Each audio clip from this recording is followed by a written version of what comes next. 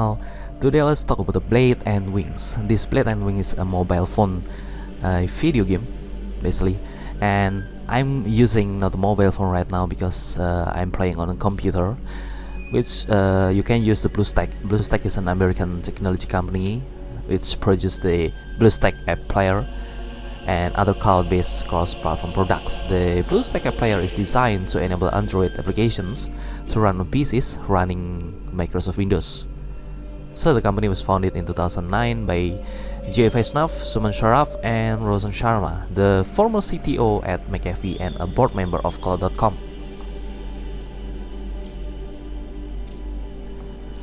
The investors, including Andreessen Horowitz, Redpoint, Samsung, Intel, Qualcomm, Citrix, and others, also participating in the BlueStacks industry. So the BlueStacks is the Sharma's 8 company. 5 of the Sharma's company have been acquired by Google, Microsoft, Citrix twice, and McAfee. So BlueStacks is exited beta on June 2014. So on 2011, at the Citrix Synergy Conference in San Francisco, the Citrix CEO Mark Templeton demonstrated an early version of BlueStacks on stage and announced that the companies had formed a partnership. The public alpha version of the app player was launched on October 2007. The newly version featuring 2018 FIFA World Cup outfits and also epic mounts has been released, so you can just check them in the game and find the one that fits your need. So basically, running this Blade and Wing in the mobile phone is pretty much just as simple as running it in the BlueStacks. But why I prefer running it in the BlueStacks? Because it has a lot of things that encourage me to play on the BlueStacks. The first one is the virtualization. The virtualization was created as a booster for those running virtual environments, which are software setup that allow you to run software on your existing hardware, regardless of the operating system you're using. So that's exactly what BlueStacks is, a virtual environment. So with an emulator such as BlueStacks, there's already a built-in boost intended specifically for it. The funny part is that there are many gamers out there currently running VT on their PC or laptop without even realizing it. The second one, when you look at the BlueStacks setting, when you start BlueStacks, there's a down arrow button in the upper right corner of the BlueStacks screen. So you'll find the BlueStacks setting you can adjust in there and very possibly get some nice performance boost. Again, much of this will depend on your hardware. The third one is the BlueStacks key mapping, default and option for customization. When you're playing this Blade and Wings, you will quickly notice there are lots of control to deal with. The cool part is BlueStacks already has default key map set up for the game right out of the installation. A key map is a setup that simulates taps on the screen within the emulator. The fourth one is multi-instance to run multiple counts. So how does that help in the MMORPG? Of course it helps a lot. BlueStacks has a nifty feature which allows running multiple instances of the same game at the same time. The trick to do this is to make sure you're doing so with multiple counts. In an MMORPG like this one has so many different choices in terms of the characters that one can play with. The BlueStacks multi-instance features come in handy there. And the last one is the graphics quality. The cold hard truth is that your mobile phone can compare graphically to what a PC or laptop can do. So look at the two of the strongest mobile GPUs currently available, the Power VR GT7 XT series and the Nvidia Tegra X1, which is Android. In comparison, either one is only a start. It's because your PC or laptop could very well already have a built-up-in video card, and there's a much stronger extra video card. There are many situations where gamers are actually using both at the same time when working in conjunction. This seriously boosts the performance of the games. As I highlighted before, BlueStacks lets you choose display setting to suit your particular PC hardware and hence optimizing your game display appropriately. So I have been playing on the mobile phone for years, but I choose to play on PS4 rather than mobile phone. Mobile phone is just when you go on the work and you need thing to waste your time because you're waiting something, and there you go. The mobile phone gaming is the only choice that you have. But when you have a spare time, you don't want to play on the mobile phone because of what? It seems like mobile gaming has been on the go platform for game developers for years now. You see it over and over again from pundits and fans like that this will be the year mobile gaming really takes off and we start seeing some big name titles, except that it never seems to actually happen. What's going on and what keeps blocking the path to what seems like a natural evolution in gaming? First one is the money. Let's get the elephant out of the room right now. The biggest worry for big name studios is whether or not they are going to make money on mobile. Upon a cursory glance, it doesn't appear that revenue is a problem. In 2014, Apple's App Store recorded over $10 billion in sales, with every indication that Android is catching up. This still falls short to comparison in 49.6 billion in sales for the consoles and PC gaming industry, but there's definitely money to be made. Piracy. Unfortunately, there are no widespread studies done on just how bad piracy is on the mobile. There simply aren't any stats to confirm or deny that it's that big of a problem.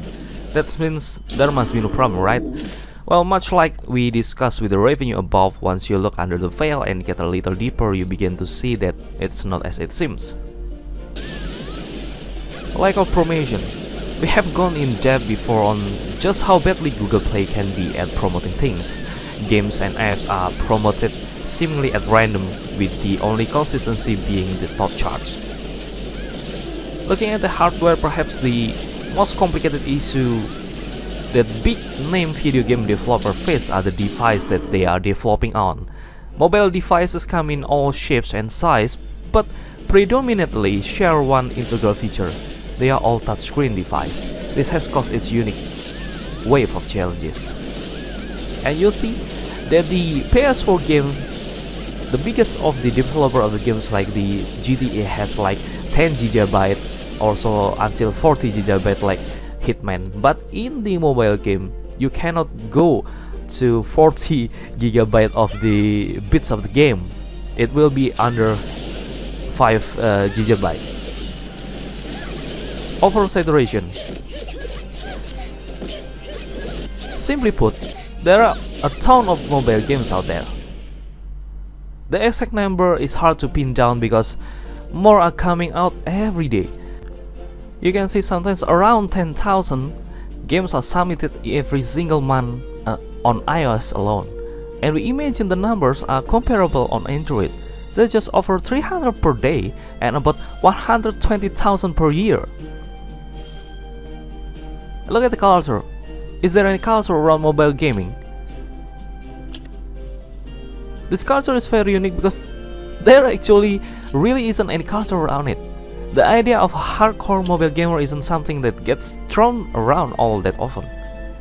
You can see a lot of player PS4 members playing the Call of Duty for hours, and we cannot pin down any of the people or gamers that play on mobile phone for hours just to get the same degree as the PS4 or other consoles player.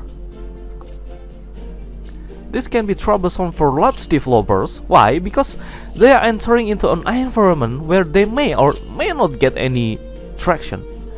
It's like going to a house party where you don't know anyone, expecting to make a new best friend. Blade & Wing is a 3D anime online action role-playing game that rated as a promising mobile MMORPG, which we will talk later, which brings high-quality graphics with a captivating storyline and feature a variety of the challenging quests. To be distinguished from the crowded realistic-style action RPG games, Blade & Wings actually bring a fight and fresh anime. For too long, players have become accustomed to battling against just NPCs in traditional games. We see that Blade and Wing uniquely impact this primal setting and reverse the identity between the NPC and players. So here in Blade and Wings you become one of the NPC forces who break their seal, and people surrounding you are the players and the furious enemies, the bosses. You can join this epic anime game and show your enemies no mercy as you fire them out of the chaos. Then you can build a new future with order. Now let's talk about the game feature of the Blade and Wings. Is it the same as the other MMORPG? Yes, some of it has the similarity, but of course one game is different to another because it's one of a kind. Or else maybe as they are promoting the games. But here you can explore endless adventures. That's what I experienced. You of course will go through the daily stuff. You can go to the dungeons that they are created in the game. You can travel through the beautiful dungeons and go on invigorating adventures through intriguing novel-based storylines. And you can tackle challenging missions and crusades against what stands before you. That's including you are defeating the bosses of the game. The bosses will be spawned on every location, and what you do is just following your daily things and you go for the bosses because it will the rewards will give you a huge stats that will increase along, but some bosses is really pretty much difficult. I experienced having a fight with a player level 2210 and I'm a level 130 and I still can beat him. Besides that, it has also a stunning 3D gameplay visual. It is featuring a breathtaking fantasy 3-dimensional world beloved by fans of anime players marvel at its fully featured, unique MMORPG on their mobile device. The Blade and Wings breaks the trends of traditional mobile games and brings a new gaming experience to its players. So, what is the new gaming experience? I think it is a little much of the promotional of the game, but basically this game will be much harder to play on the mobile phone. I have been playing this on mobile phone and it skips error every time because there's like a network error even if I do it with the Wi-Fi, and I changed to the 4G mobile phone network and it still does the same. But when I play on the BlueStacks it keeps smooth experience and it's pretty much beautiful.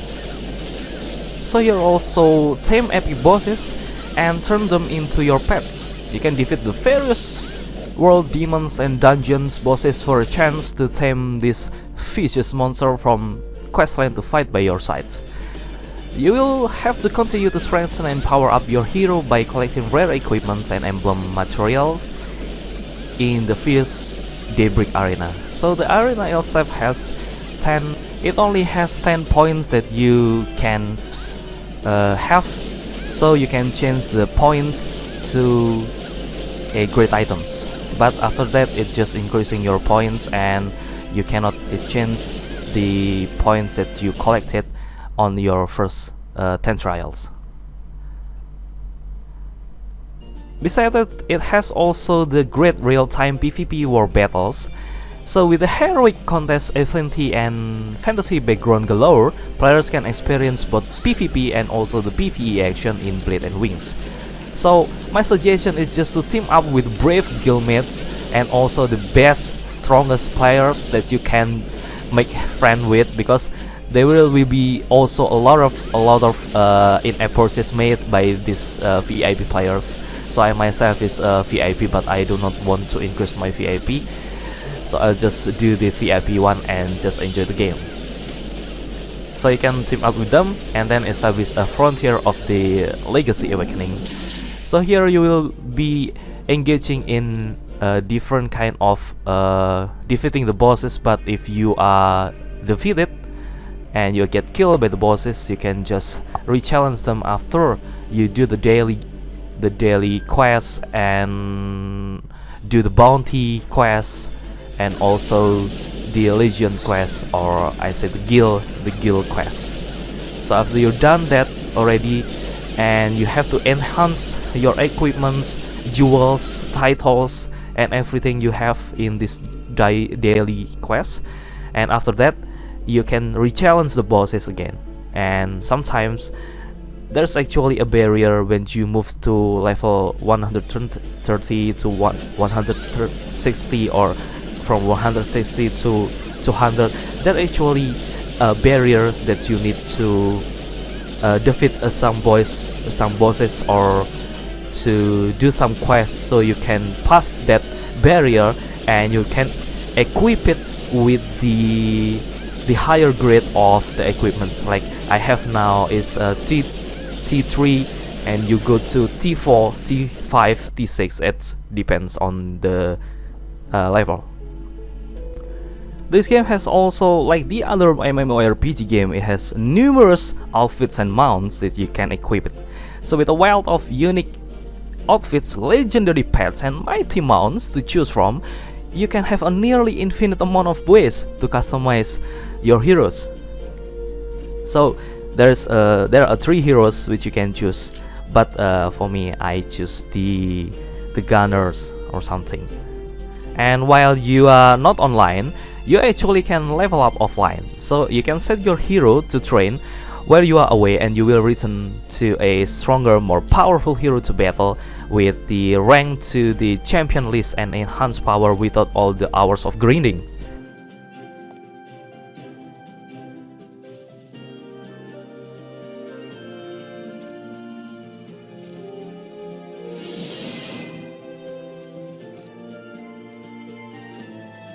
So there's actually the 8 hour of AFK, and that's pretty much helpful for you to increase your level without you waste too much time for it. So if you enjoy this game, please play it. Don't forget to subscribe, and I'll see you on the another review of the games. Thank you and bye bye.